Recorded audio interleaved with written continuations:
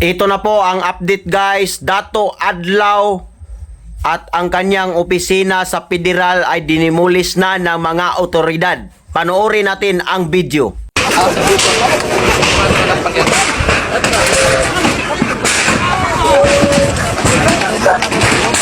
Naon, ilatag gruba ang opisina sa Federal Tribal Government of the Philippines. Yaon mga tabbastusan. Yaon no, an operation manager.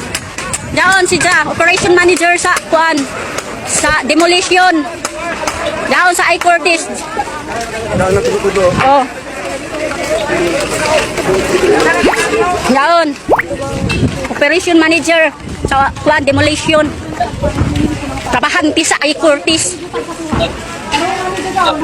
Sagdi. Sige, kay operation manager ko na si Ja. Trabahanti sa I-Cortis.